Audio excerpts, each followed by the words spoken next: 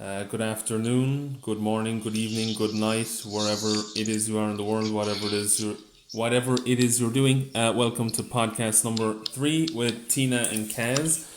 And today the topic Tina and myself have decided to discuss is PTSD, so post-traumatic stress disorder, and we'll touch on some other things within this as well in relation to that, and probably some stuff about therapy, or if you're in Ireland or England, then counselling you might call that, or cognitive behavioural therapy, cognitive behavioural therapy, CBT.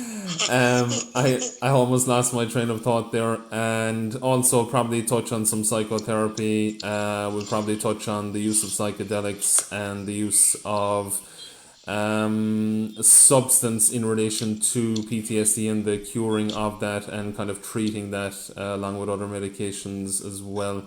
What else? Welcome Tina from. Hello. Hello.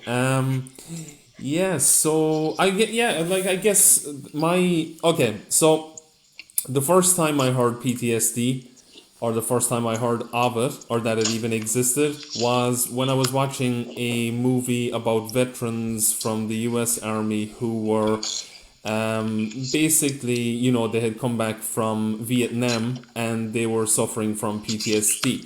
Now, Yes, me yeah, too.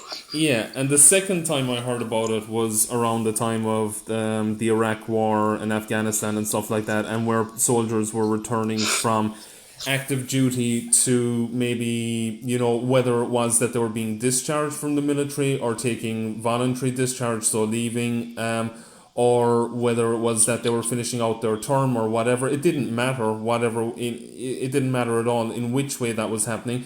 But it was happening, and it was also happening to, and is happening to, soldiers on active duty who are at war all over the world, and also ones that come back as well. And it's not just to soldiers. So that's the first time I heard about it.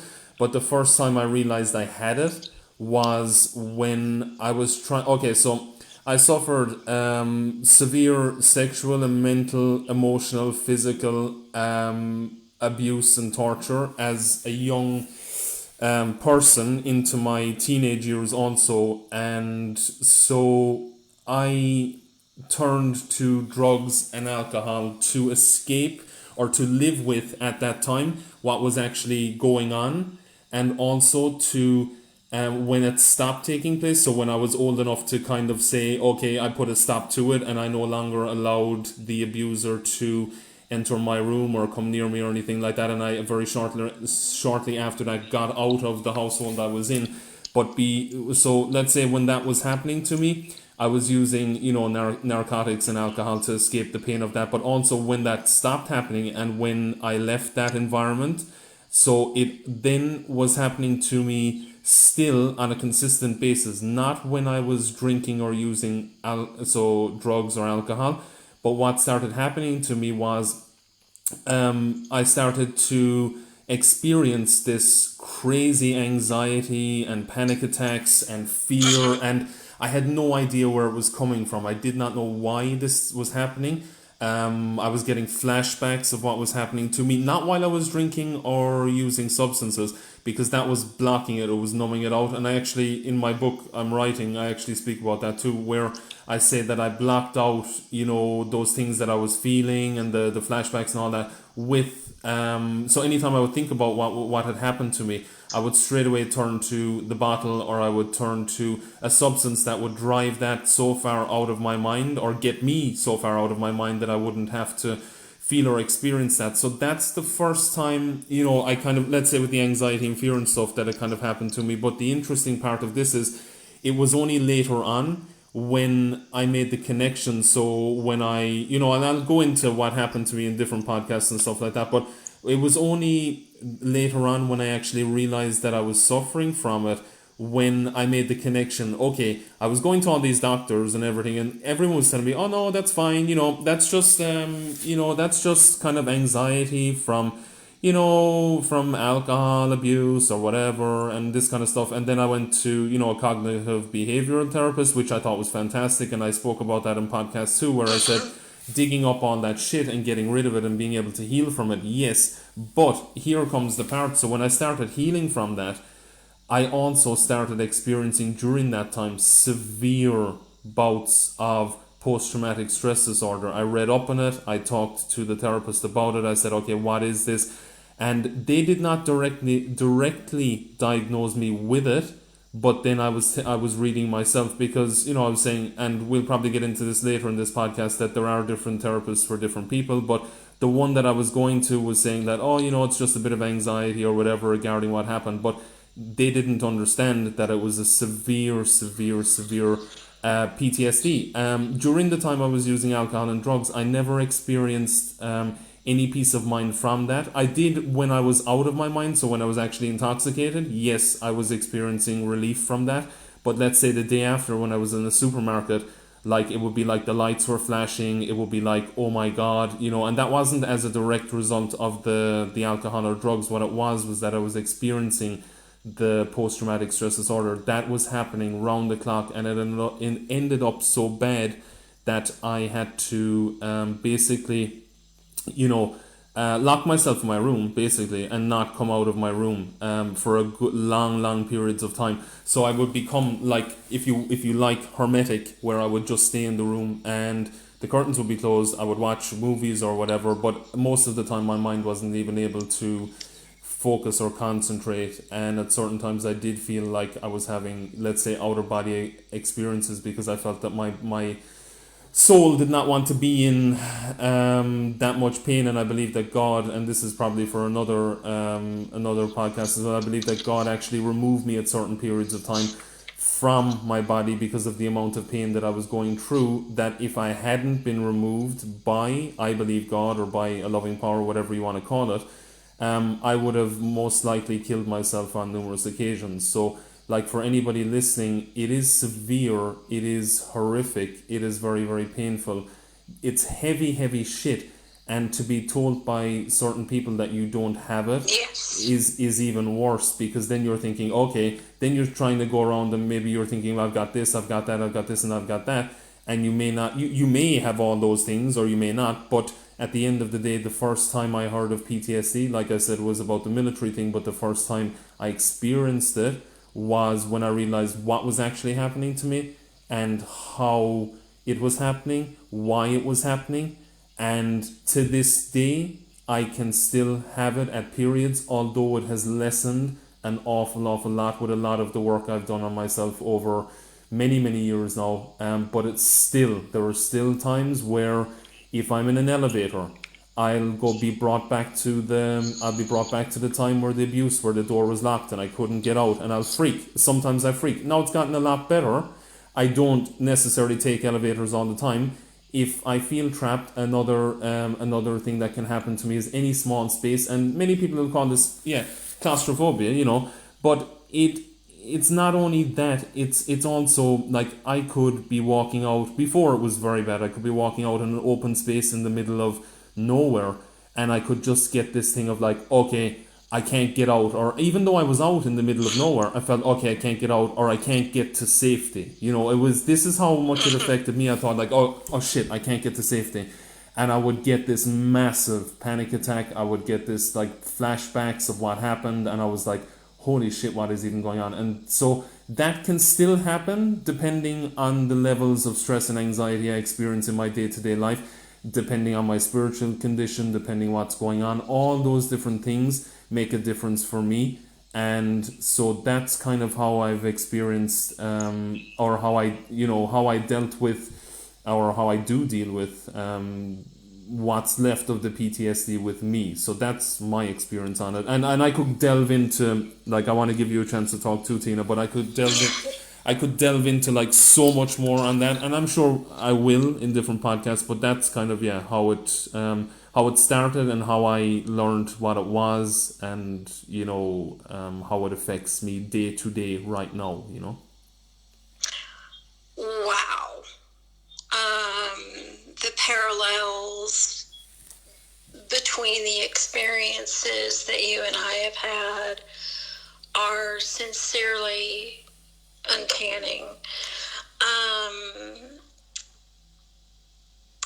For me, the only time I had ever seen anything was a documentary about PTSD in Vietnam War vets. That was the only time that I had ever heard of PTSD. That was the only time I guess I'd actually ever my brother and I were talking about it. So for me, very much, I thought PTSD was only something war veterans experienced. I didn't know. I didn't know any better. I suffered much of the very same abuse that you did, minus the sexual abuse.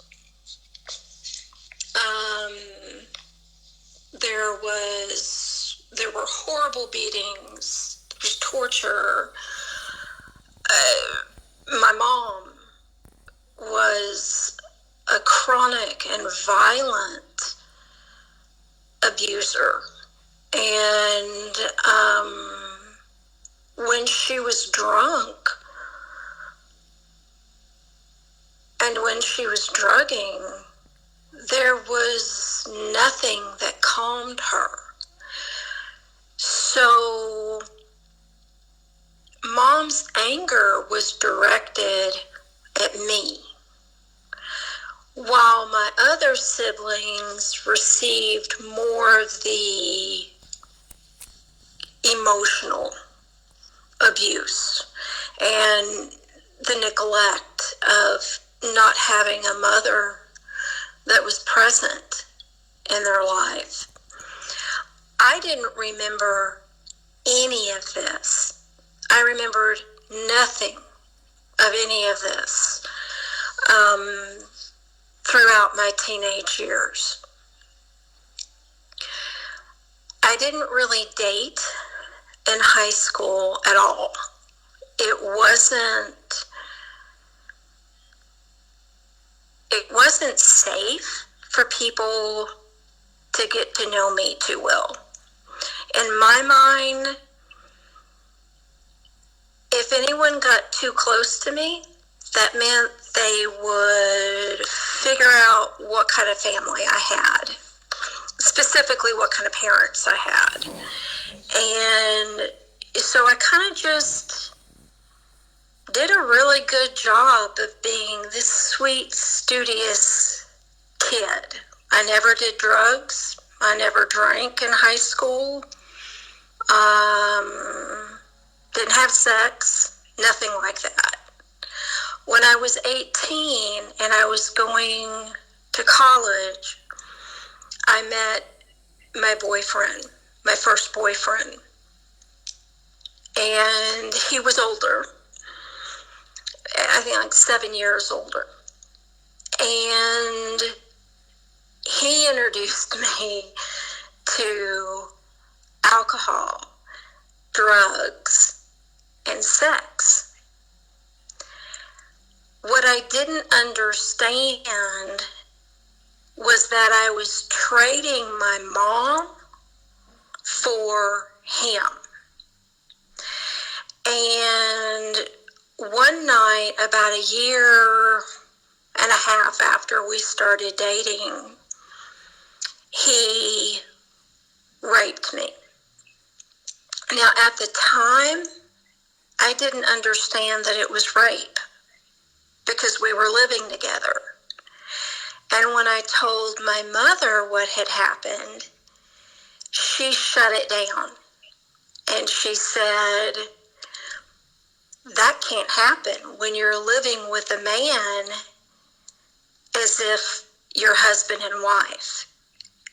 So right there, I didn't think anything of it. He and I ended up breaking up. I ended up back at home. In yesterday's podcast, I was explaining how I was working full-time and I was supporting financially my family and trying to go to school at night. And I started having panic attacks for no reason whatsoever. Certain smells would throw me into such a panic I couldn't breathe. At first I thought, what the hell is this? And I just kind of pushed it aside, worked more, focused more on school. Pretty soon I started having horrific nightmares. And that was when I started drinking, and then I started using cocaine so that I didn't sleep anymore. And then that led up to a nervous breakdown a few months later. It wasn't until I was hospitalized that I was diagnosed with severe PTSD stemming from both rape and childhood abuse. What the rape did was act like a crack in this carefully constructed dam that I had built to block off all of these memories of my childhood. And things started seeping through until the dam broke. And then there was a flood of shit all over the place. And I didn't have a clue what to do with any of it. So that was my experience.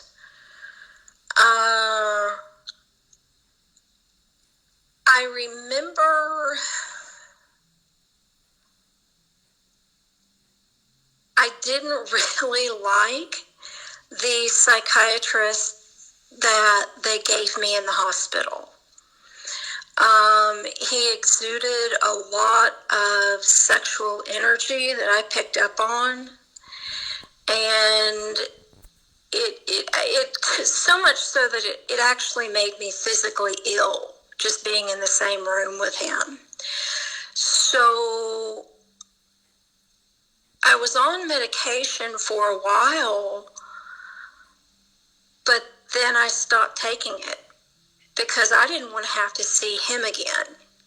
Now, I want to be very clear. He was never verbally or physically inappropriate. It was just his energy.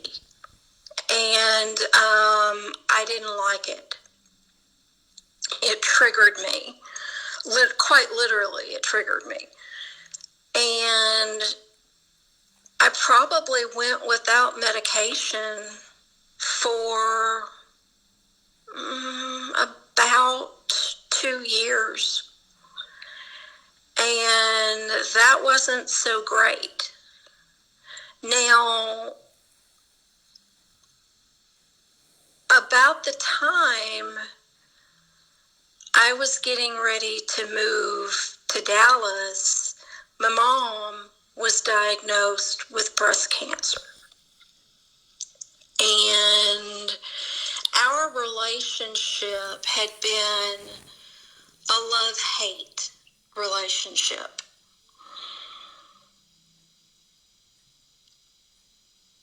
This was during a time when it was more hate than love. So they went in, they did a mastectomy, she underwent treatment, and they put her on, they diagnosed her actually as being bipolar, and they put her on medication. That was the first time I ever saw my mom clean, sober, and healthy. What I didn't understand as a child, I began to understand at about 23. Mom was self-medicating. I don't know what she experienced as a child. To my knowledge, there was no significant abuse within her family, but she clearly was struggling with something because of the alcohol and drug use and the religious mania and all of that craziness. It was at that time I started seeing a therapist who decided I should be on Zoloft and Xanax. And I've been on those two medications ever since. So my PTSD is better. I will tell you, Kaz, that my psychiatrist has told me for those who have experienced severe trauma, it doesn't matter if you experienced it in childhood, during combat, whenever, that's carried with you.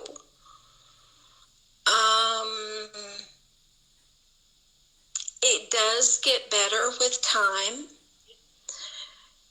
and a whole lot of hard work. It will not get better. I know this from experience. It will not get better if you try to just push it down.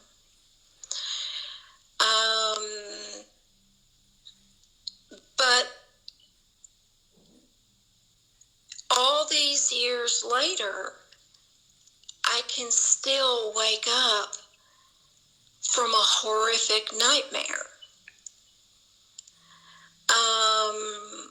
All these years later, I can walk into a grocery store and smell someone's perfume or smell someone's shampoo, and it will remind me of a trauma I experienced at 4 or 5 years of age.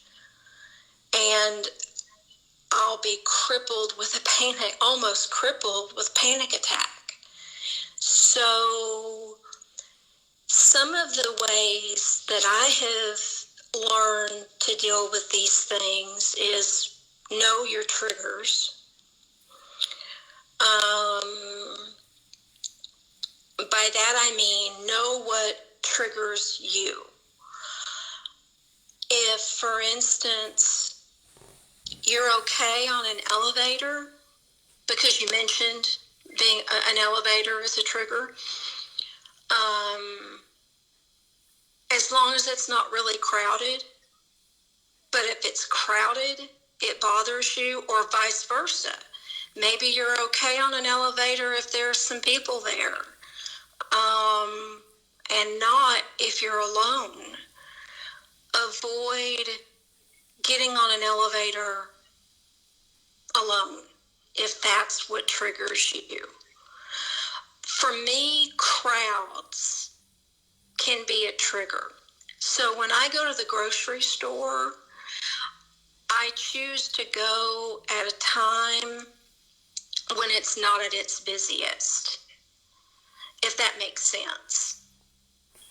Yeah, it makes a lot of sense. Number one, I want to say I'm sorry for what happened to you. I say that to everyone I meet who says something or who has had some trauma happen to them like that. So I'm sorry that happened to you. There are very evil people out there. I've come to realize that in the world.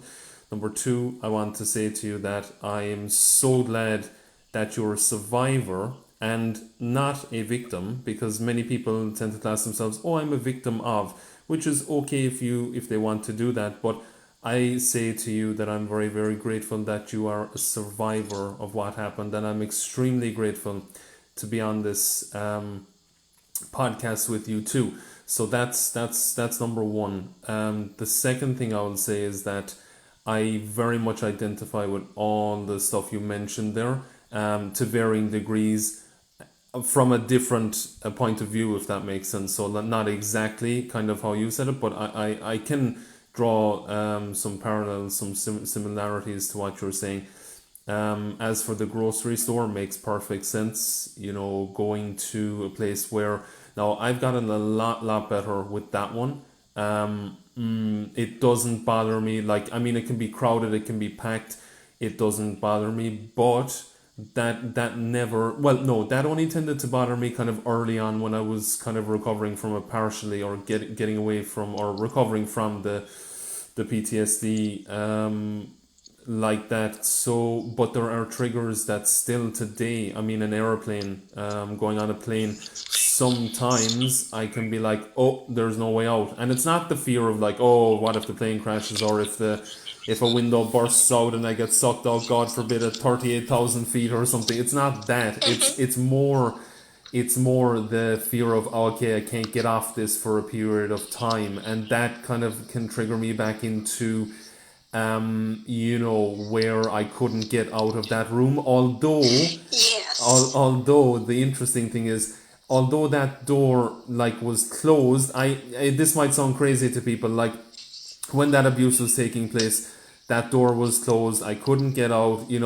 I was invited in to play a video game, and I was told, "Oh, just play this video game, it'll be fine." Next thing I don't know what's even. My mind is melting, and I'm like, "What the fuck is happening?" That's kind of initially what's how it started, and then. I was just terrified to get out of that place that I was in, and I couldn't get up from the place, to get out, and so that's still to this day. And then it happened numerous times for over the space of 2 years, where I asked for a lock on my door. I didn't get it because I was told you don't need a lock on your door because you're going to be hiding drugs, and what I wanted was the lock on my door because I was terrified of the abuser coming to abuse me. And so I don't say, I don't say that, like, I don't, what could I say? I forgive the people involved and all that stuff, and I don't blame them for not believing me because I was lying about everything that time. So it's like the boy who cried wolf. It doesn't mean that they shouldn't, and to this day, they still don't believe me about what happened. They said, and we can probably delve into this in another podcast because it's probably too big of a topic to go into it now, but they said, oh, that couldn't have happened, that's impossible.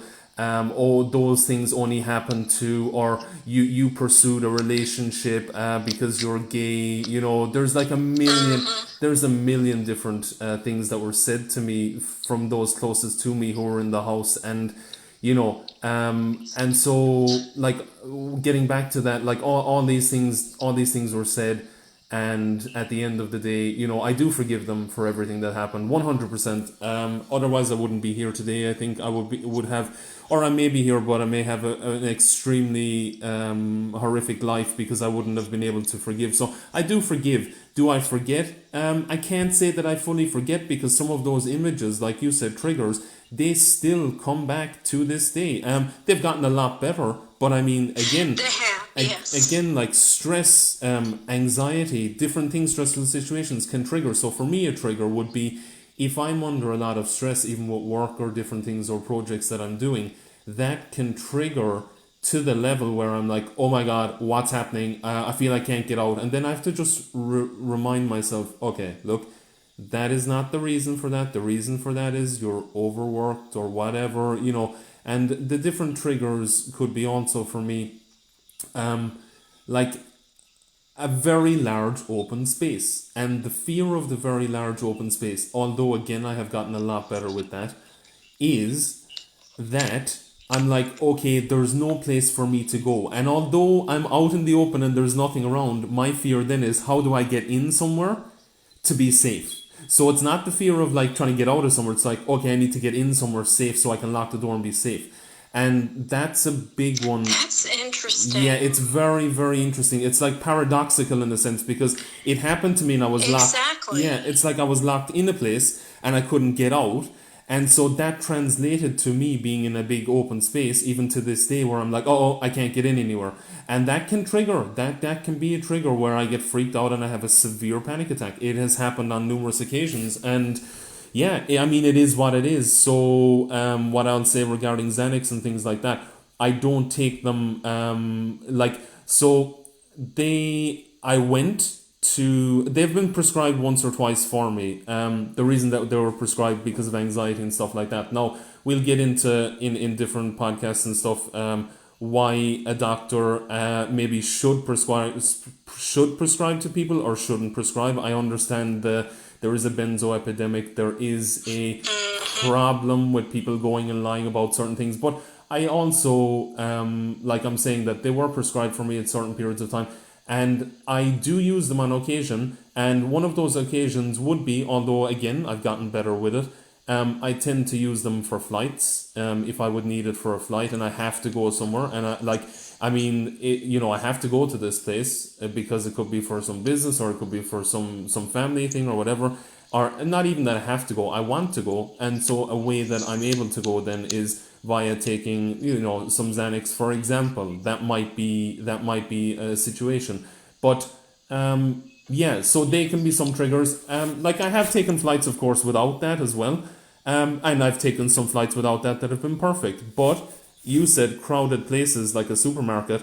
If the plane is packed, it can trigger. I'll give you an example. I can be sitting in a seat. I generally tend to book, I don't know if this is OCD or whatever, but I generally tend to book, if I can get it, the seat closest to the back, right? And closest to the toilet. And I just do this out of habit, but I also book the seat that's on the corner, okay? So like the one that's closest to the aisle. So not the inside one, not the window one, but the one, and not even the middle one, the one on the outside. So I feel that I can get out, okay? This is to the level and extent, people listening, like that PTSD can affect your life, because there are structures that I had to put in place in order to be able to do these things. And so one of those structures is whenever I book a flight, I always book if it's not a long flight and it's like a half an hour flight from one place to another, I'm pretty okay. If it's a longer flight, I'll book the outside seat so that I'm able to get up if I want to get up and, get out and walk or whatever in the limited space that you have on a plane. But one thing that does trigger for me also is if I'm sleeping, I'm fine. If I'm listening to music, I'm generally okay. But when they come past with that trolley and, you're like, oh, I can't get out. That an initial thought can be like, I can't get out, I'm stuck. Or the other time it can happen is, and this might sound crazy, again, when the seatbelt sign goes on, right? And you're like, okay, I can't get out. So initially, because they say you can't go to the toilet at that time, and it's not the fear of going to the toilet, it's the fear of that, I can't get in anywhere, I can't get safe. And so I've had your lack of control. Yes, and I've had a lot of regarding that stuff. I've worked on that massively. It doesn't tend to happen as much, but I still put those things in place in case it did, because one time the worst panic attack I ever had in my life was at Malaga International Airport in Spain. What happened was, we were supposed to be going, and this is an example of how medication could have severely helped me in that time. I was not prescribed anything. I did not ask for anything. I didn't go for anything. I went on holidays and I had a wonderful time. We were going back and we decided to go to the airport early, and I thought, okay, it'll be fine. I can just go early. Then I realized that not only was I under severe stress with a lot of things that time, I also was like, okay, it was for anyone who's been to Malaga International, it may not be big for you, but it's big for me. So a big open space, right? High ceilings, big. And stress can trigger it for me. So I was there and I was like, Now, no Xanax, no nothing, nowhere to run, no nothing, okay? I had a panic attack for roughly 8 hours straight, Oh my without gosh. any medication. I thought I was literally going to die. The person I was with was like, Jesus Christ, you're insane. Like, what is wrong? They didn't understand the fact that, okay, if I had had 2 Xanax, for example, I wouldn't have had anything. I'd be sitting there and I would be just happy, listening to music or whatever. In that situation, for me, I just think, then I need that. What was happening to me was there. I went back through my head numerous times over it, and I said, what was the reason? Why did it happen? There were a couple of things involved. One was the stress. One was the fear of not being able to get in anywhere safe, even though I could go into the toilet, but then not being able to get out anywhere because until the plane was going. So there were a lot of things at play, but I really wanted to share that story because I feel that for anyone listening, that, yeah, I mean, I hope you can relate. I've had to put structures in place for me to be able Oh, to, I absolutely live. But can sorry, but yeah, relate. but that's basically, what I do. And it has gotten better. But again, if I was going to Malaga International today, I would have Xanax with me. Would I take them? Maybe, maybe not. Maybe I might not need them at all, knowing that I actually had them. So is it a crutch? In a sense, yes, maybe it is. But would I prefer to have that in that situation? Absolutely. So there's just an example, of some stuff. But again, one last thing I'll say. Sorry, Tina, to cut you off too. One very No, no. last thing I'll say is when I'm very in fit spiritual condition. So and I've talked to a doctor about this too, and I'll go into that in different things. When I'm praying, when I'm meditating, when I'm in a really good space and I'm very relaxed, that thing in Malaga may not have happened. You know what I mean? But it is what it is. For me, because drug addiction ran rampant in my family, it didn't just stop with my mom and my dad. Both my brother and I went through a period where we drove ourselves to a nervous breakdown. I'm very proud of him. I'm very proud of you for sharing all of this today, for doing this podcast with me. These are difficult things to talk about. My brother is healthy. Unfortunately, alcoholism and drug addiction are still a part of my 2 sisters' lives. And that's heartbreaking to me. My parents passed away young. Mom died of cancer at 49. Dad died at almost 53 from a severe stroke or complications related to a severe stroke. So because there's so much drug addiction in my family, one of my greatest concerns has always been the Xanax. And I have a really awesome psychiatrist now.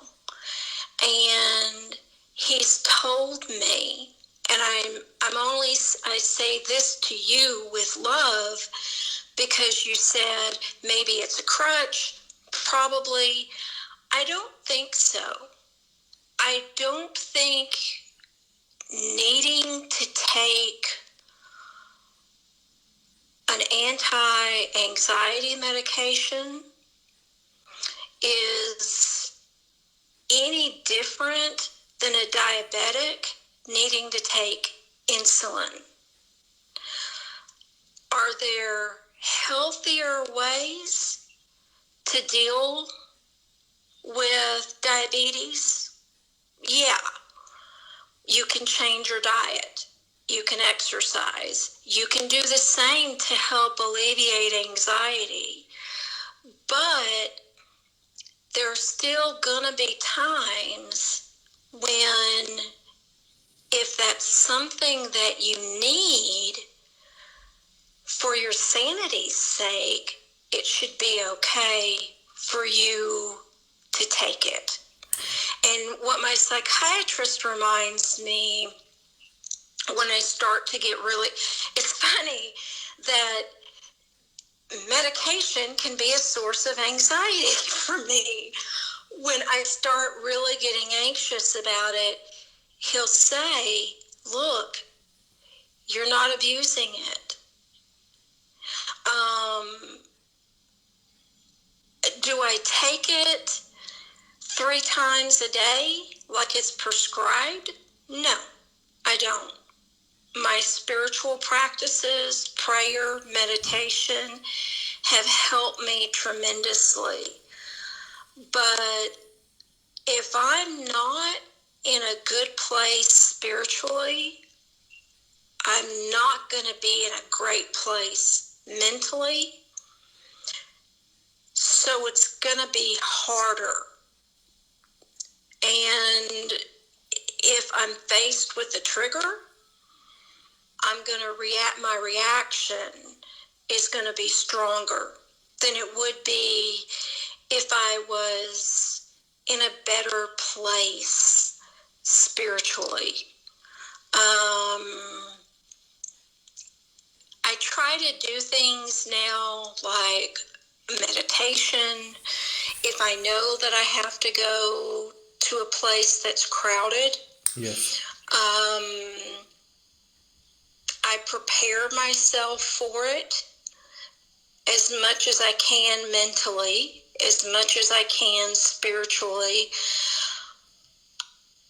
I always have a place close to a window or the door, because in my head, if I'm closer to the center of the room, then it's like being the center of attention. Okay, yeah. And that's unbearable. But if I start to feel, if I'm in a situation where I really can't leave, but I start to feel that anxiety attack kick in, if I can go to a window, if I can look out the window and look at the sky, I can become grounded again. If I can look at the door and realize, okay, I'm 20 paces from the door, I'm all good. And I mean, I know, I can tell you, I know how many feet I am away from the door anytime I'm in public, as crazy as that one sounds. No, it doesn't. And I'm not going to cut you off. I just want to say it doesn't sound crazy, because I completely relate to that one. I know, and if I start to feel anxious, I'm like, okay, 20 paces, I'm out the door. So for people who have suffered trauma, and this is something that my psychiatrist has really helped me understand, we had all control stripped away from us. So if we're in a situation where we feel like we are losing control, the inability, I hear you when you talk about that damn cart on an airplane. I can be fine until the cart lady comes and parks the cart right between me and the aisle. Yeah. It's like, oh, I cannot stand sitting in the middle. A lot of people prefer the window seat. Yeah. Mm-hmm. I don't want the window seat. No. I want to be able to count how many feet I am from getting off the plane. And if I can't be, the exit I personally try to sit close to an exit. Like you, it has nothing to do with being afraid that the plane is going to crash. It has nothing to do with myself being afraid of death. It's about when I want off the damn plane, I want off the damn plane. So it's about control. Yeah. Yeah. And therapy, lots and lots of therapy, lots and lots of work, lots of spiritual growth, prayer, meditation. These things have helped me tremendously. And like you, they're not as bad as they used to be. I can remember a time when it was difficult for me to walk out my front door. So, yeah, I'm heads and shoulders, whatever that saying is. I'm a Miss Molly prop. Head and shoulders in the race or whatever. I'm doing okay, is what I'm saying. I'm doing more than okay. I have 3 healthy kids. I have close friends that I love dearly, and I'm blessed to have them. Family functions, that's a trigger for me. Family functions can be difficult for me because sometimes being around my husband's family, as wonderful as they are, the normalcy there can still scare the living hell out of me. Now what I do is I'll go for a walk, like so Thanksgiving dinner and the whole family's together. If I feel like I'm having trouble breathing because there are too many people, around the table and in the house, I kind of feel crowded, I'll just excuse myself and I'll go for a short walk. And I come back and I'm fine, So there are things you can do to kind of help prepare yourself. But I don't think any are half as important as prayer and meditation.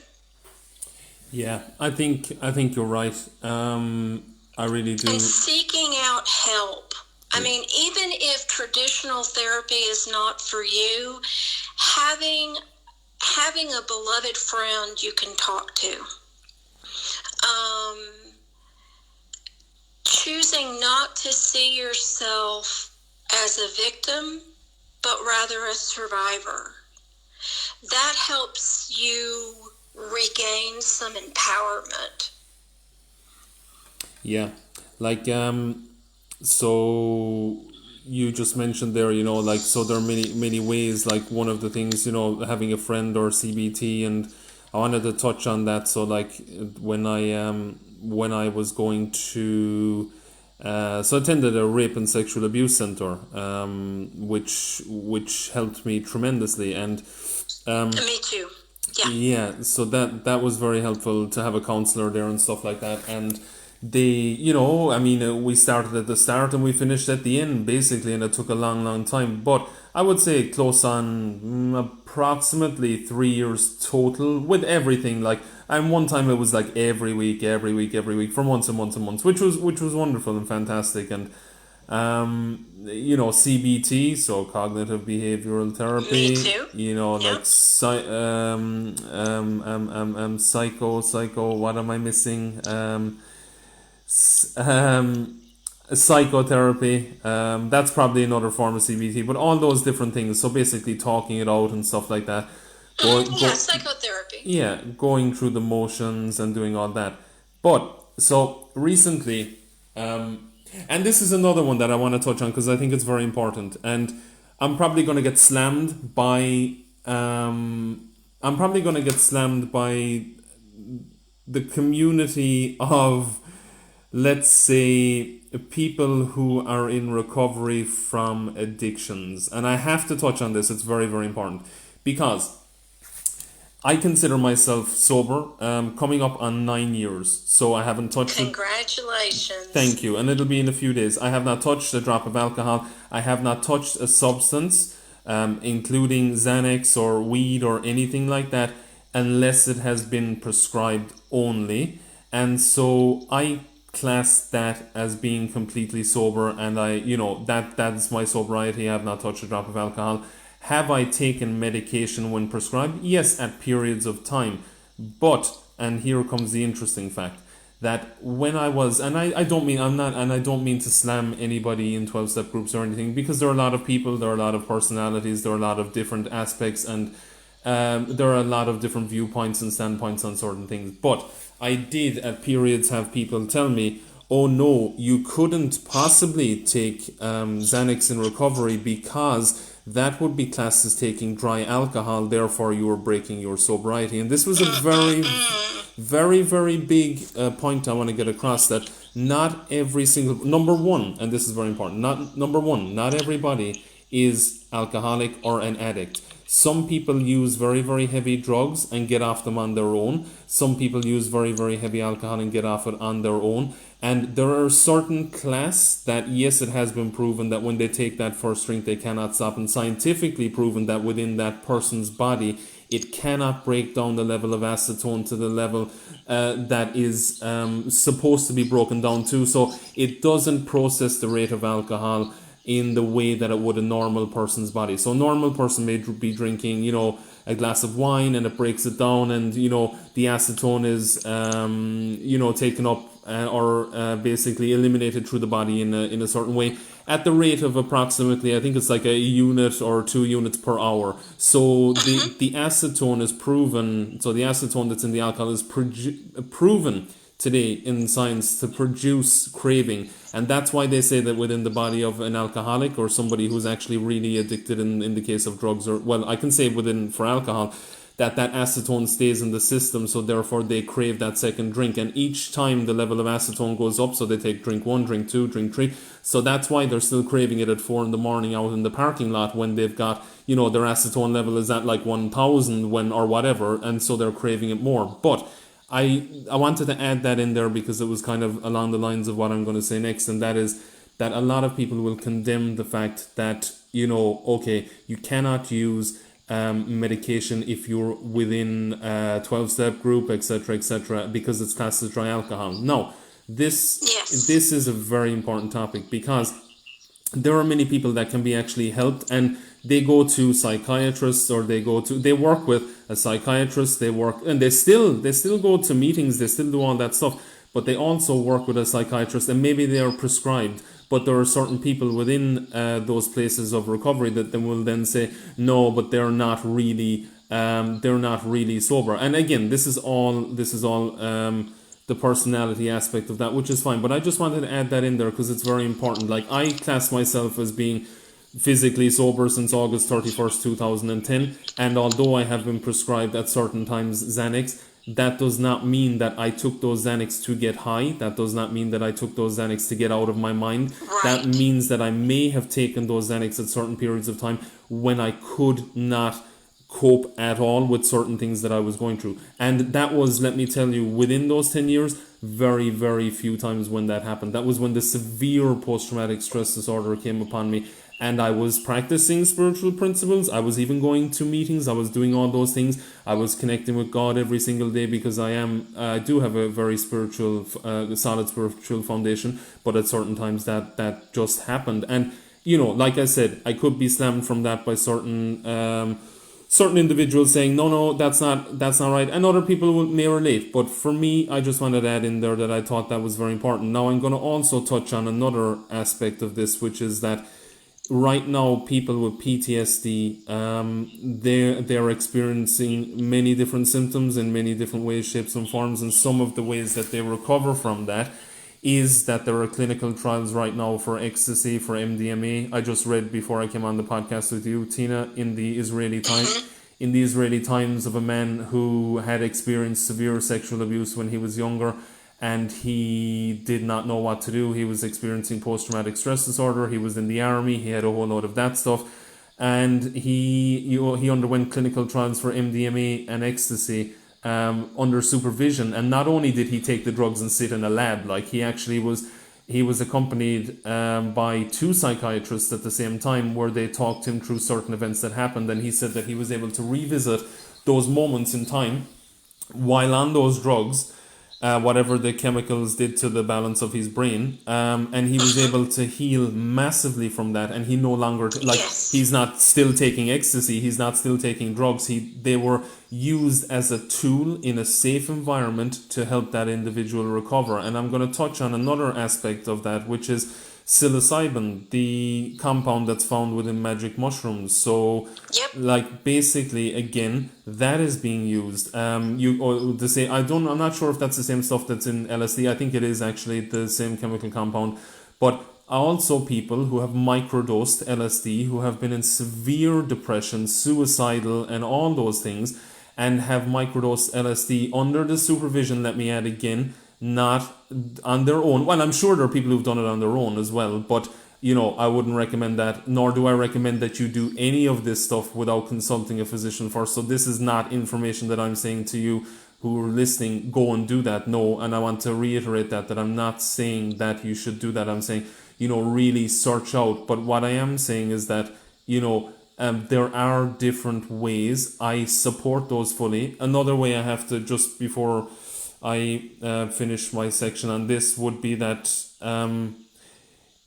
weed is and has been in my life a severe adder to the anxiety. Now, the reason that happened, I realized later in life, was that when I was in addiction, I was using that to escape. Yes, it made me creative at times, but I was smoking very, very, very, very, very bad hash that was laced with plastic and diesel. I did not care about my body.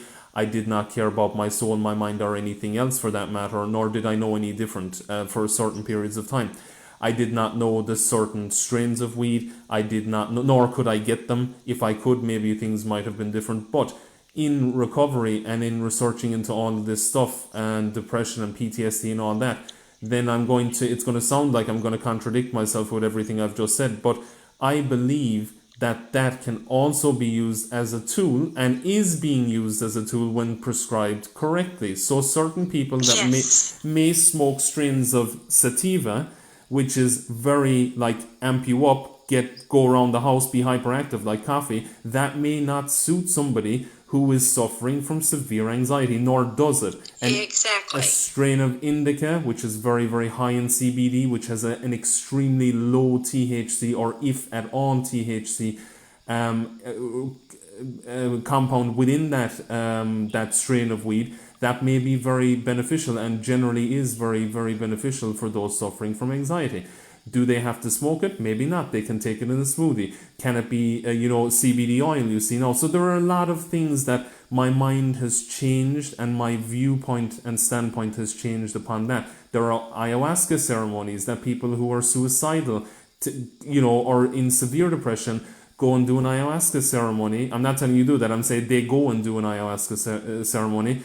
They come out of that, they never again do it, and they're perfect for the rest of their life. So there are many different things that I'm trying to touch on here within this, because I really believe that with PTSD, I have an extremely good friend of mine who has been through hell and back and still experiences a lot of crazy stuff, and I have another friend of mine also who has experienced a lot of different stuff, and also PTSD, and they use strains of medical marijuana that are prescribed to them for that. Yes. And it works better. It works better for them, and they've tried many different things.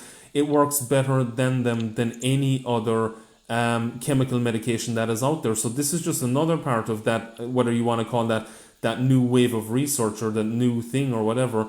But again, would I say that if I was started to have severe flashbacks and panic attacks and like crazy stuff, which could happen, I don't know how that works. I mean, long term, you never know, that could pop up again at certain periods of time.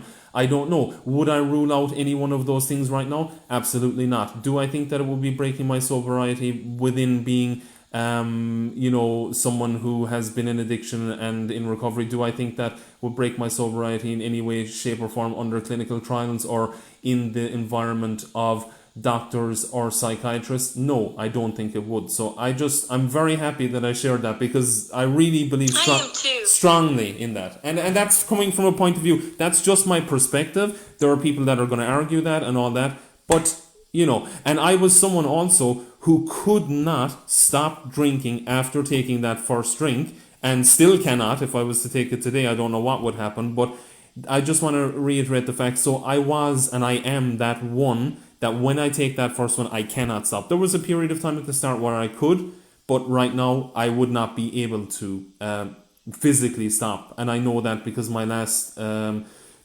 that happened, I took the first one and I said, I'll just have one. And that's like over 9 years ago, like I said. I don't know what happened, but the only thing I knew is that each drink that came in after that, I only wanted more and more and more, and the next day and the next day and the next day. So that's just, I wanted to close off with that part anyway.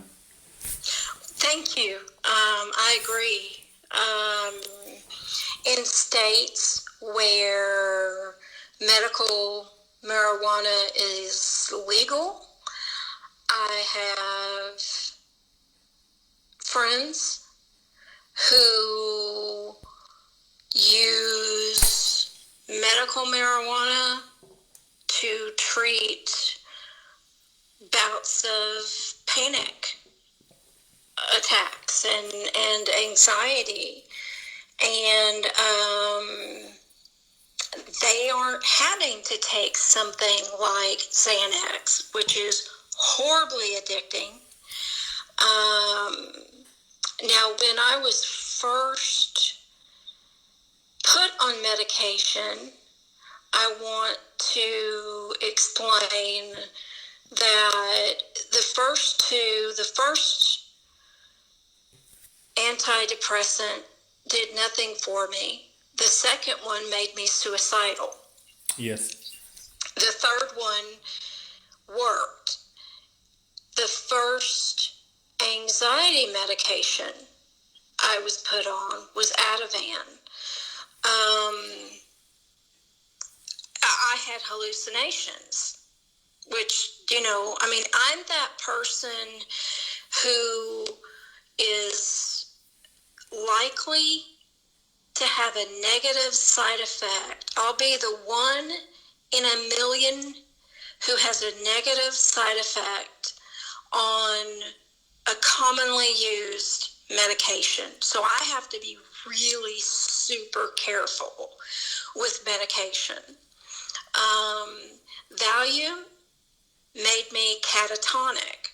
Xanax just happened to be the one that worked best for my system.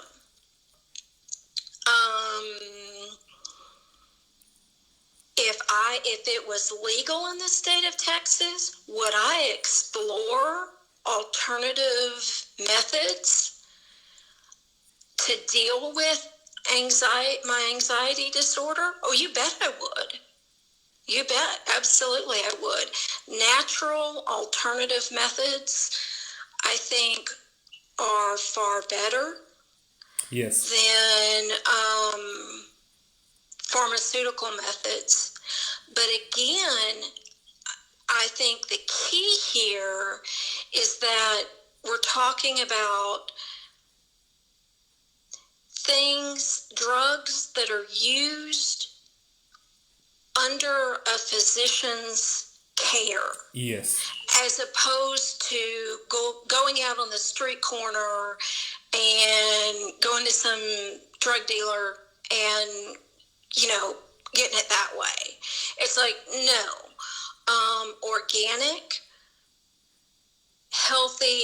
I mean, I'm all for that, but in the state of Texas, it's not legal. Yes, yes. And so it is what it is. Yeah, and I think that's, that's like, it's a shame, coming from the Netherlands where I live most of my life, or a good part of my life. Like, I mean, technically it's not legal, but they don't prosecute it. The same way as like it happened in Portugal a couple of years ago, they declassified or decriminalized a lot of the drugs, and like, I mean, the addiction rates dropped. It's self-explanatory. All these things happened, and it was just a better deal. Do I believe personally that if I had children or any child should be smoking the strongest strain of skunk that was hydroponically or ponically grown, with all chemicals and everything, that after 2 hits your mind is gone like warped? No, of course not, because the brain is in development stages. I don't even believe that people should smoke until they're after 18 years of age, or if not later. That's my personal opinion. Do I believe that if there's a baby that's having crazy seizures, or a child, or anyone for that matter, that their life can be saved by having CBD, and the CBD is not legal? Like, that to me is insanity, and I'm gonna go on a whim here and say and hope that this video doesn't get like downgraded or whatever by big pharma, because at the end of the day, that's all it is. It's all money, and we can go into that in another topic. I kind of just want to branch off there a little bit and say that, like, at the end of the day, like, I mean, all of these things there's a reason that it was, I'm not like, don't quote me on this, I think it was patented by the US government, so like ages ago, in order to, keep it for themselves and like cash out on it. Now, I could be wrong. I think I read that somewhere, but don't quote me on that. But again, look, these are all things that I'm saying that I believe that it should be legal everywhere. I am a firm advocate of it, and if there was a rally nearby, right now there's not in Ireland, but I mean, if I can help in any way in getting it legal here, I will absolutely do that. If there's a march, or if there's different things that I could do in order to have that legal, 100%. Even if I never used it, but there are many people that can benefit from it, and I'm a really, really big advocate for that, because I just believe it. I mean, I believe in the substance. I believe in the plant. I believe in the medicinal uses that it has. I believe in the industrial uses of hemp that it has. I think it's insane to allow just a farmer to grow, like, because here in Ireland there is a big farm where they grow hemp, and that's great and everything. Why should they not be allowed to grow like fields and fields of weed that can help people? I don't understand why. It doesn't fit in my head, but I'm kind of gone on a rant, a tangent there.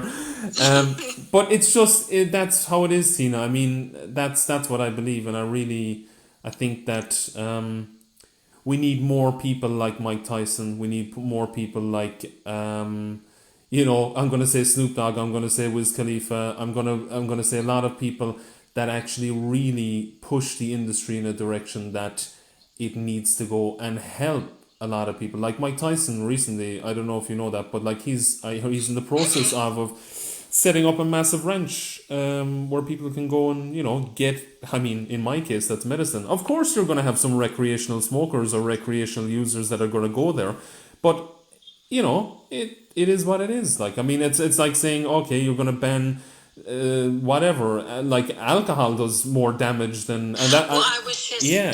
And I'm not saying that because I'm not saying that because I have a problem with it, but in this country, like in Ireland, the health service, I mean, I guess it's in a lot of countries, but I mean, I've worked as a care assistant, and I've seen it, and like, a hospital I used to work in, they used to call a certain room the Jameson Lounge, because most of the period of time there was 6 alcoholics round the clock, or heavy drinkers, drying out. I mean, that's a burden on the health service, not to mention the fact new livers, not to mention the fact, whatever, like, I mean, a lot of people lose their, get a wet brain, and like, they have to be taken care of. I mean, does that happen with weed? No, I don't think it does, so, yeah, that's my argument on it anyway. It's a good argument, my friend. Something I wanted to touch on before we wrapped up today briefly was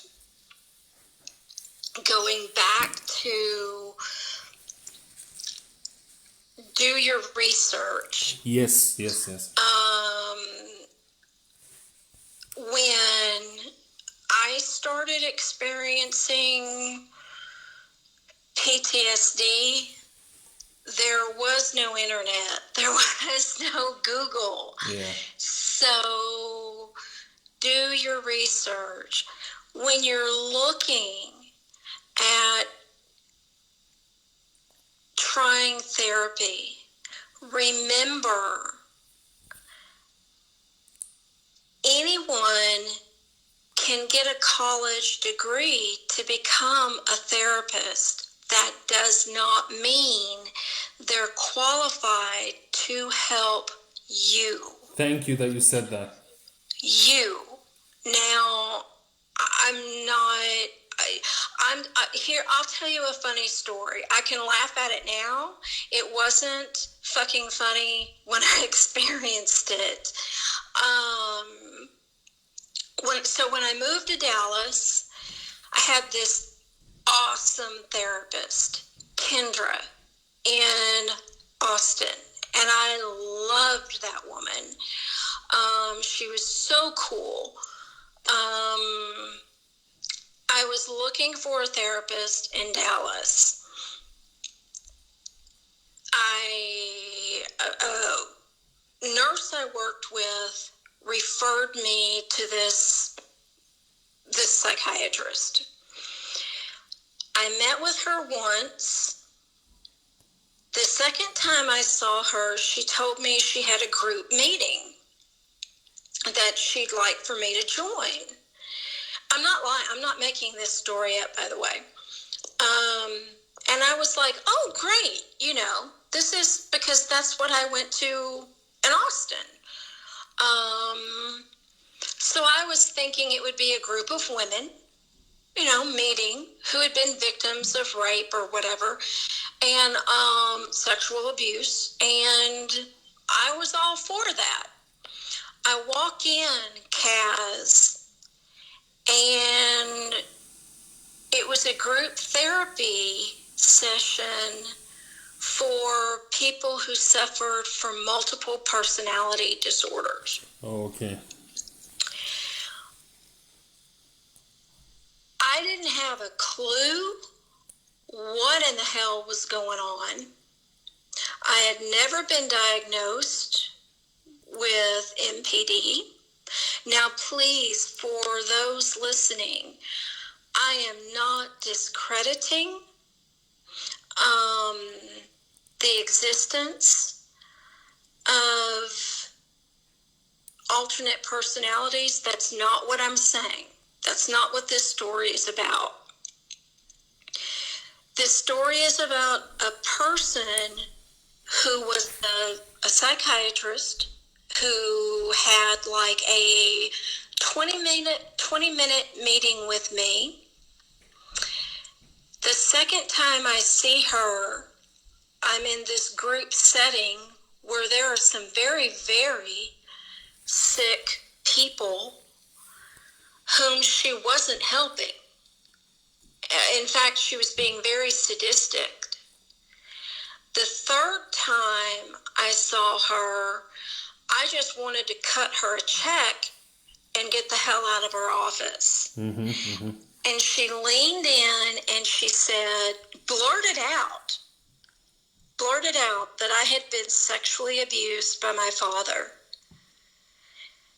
And I looked at her and I said, I have no idea who you think you are, but we've never had a session together. No, I was never sexually abused as a child by my mother or my father. And she became irate. And she told me that I was in denial. I wrote the check, I got up, and I left. Yes. There was a voice inside of me screaming, don't even bother, just get out, mm-hmm, mm-hmm. leave. Now, the reason I'm sharing that story is because I believe each of us has an intuition. Each of us has an inner voice. And if you're sitting in front of a therapist or a psychiatrist who is really making you feel uncomfortable, who is trying to convince you that certain things happened when they didn't, there's a problem. Yes, yes. And I just want to add there as well, like, because I've had, and I know that, like, this is all personalities and this whole thing, because I've had a lot of, like, people who've helped me in recovery over the period of times and stuff like that, where basically they are, or were classes like, or sorry, like sponsors, and where they say certain stuff, that, you know, basically does not match or line up in any way, shape, or form. I had one give me, I have to laugh at this, but I'm sorry. I had one give me financial direction. I took it and I lost a hell of a lot of money.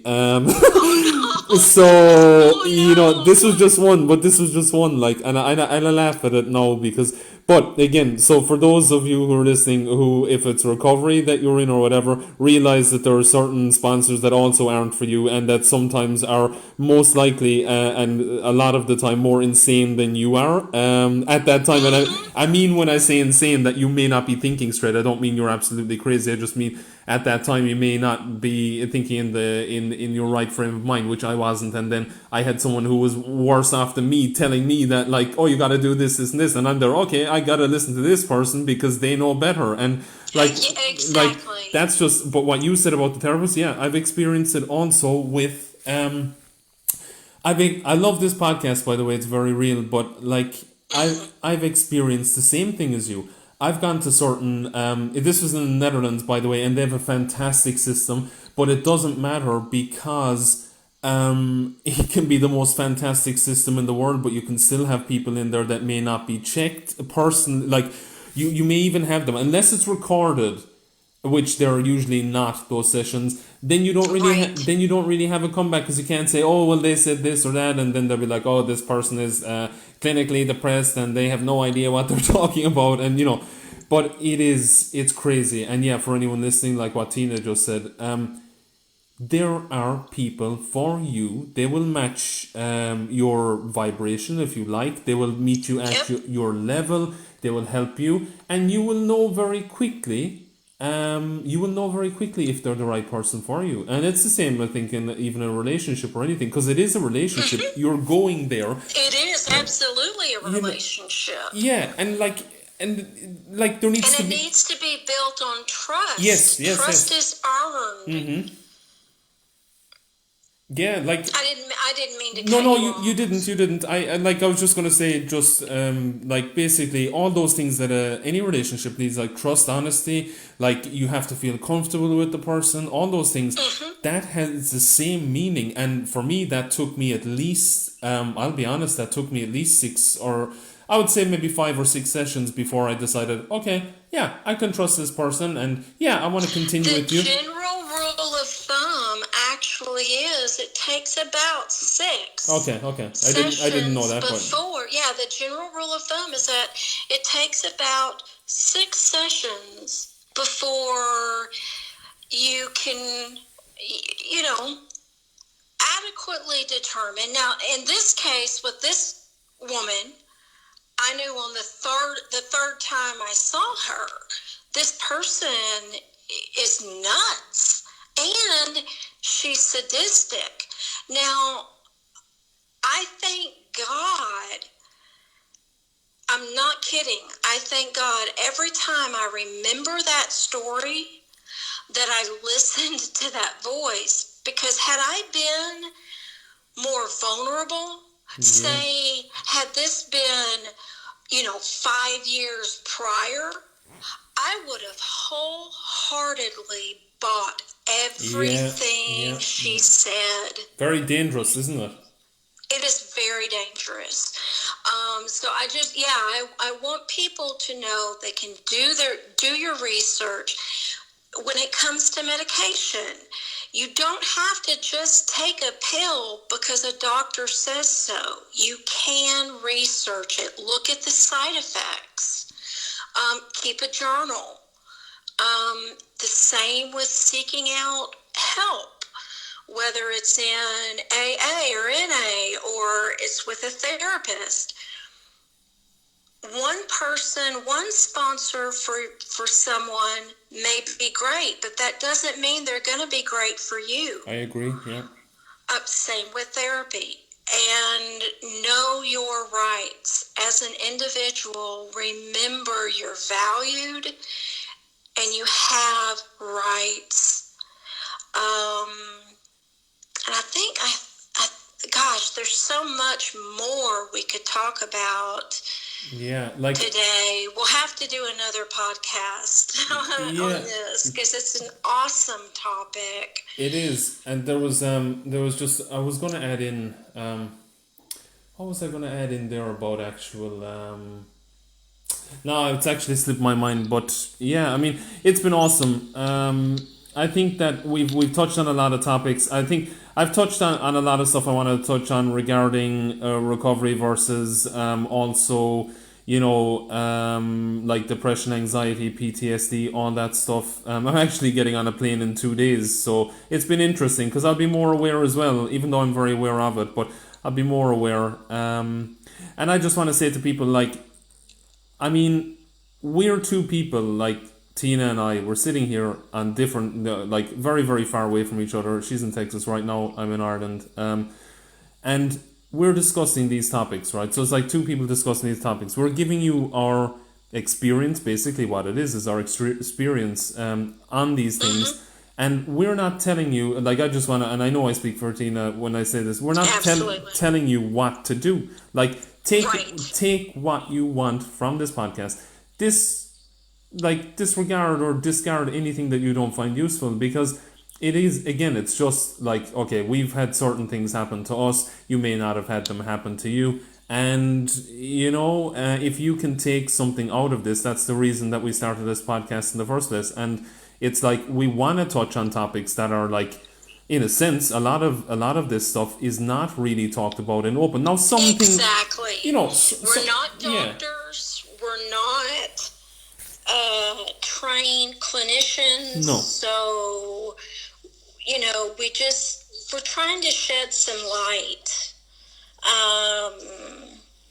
Yeah, and it's like, do your own research. That's another thing. Like what Tina said earlier on, do your own research. Go, look, find out, seek, try, go to meetings, go to this, go to that. Like, do what you need to do in order to find out where you need to go. And like, don't take our word for it, because again, like, we're in no way, shape or form are we saying that, you know, that this is the one right way or anything like that. And I have to say this in this video too, that like, we're not, so this is not advice on PTSD. It's not advice on anxiety. It's not advice that we're giving you that you should take. We're telling you to do your own research and find out for yourself. And that's the most important thing to take away from this too, that we're not, again, we are not trained. This is only our experience, and this is only our way of trying to help you move forward in your life and to be able to be happy too. But if you're listening to this on YouTube, then please like, subscribe, share, turn on the bell for notifications. Below this video, you will find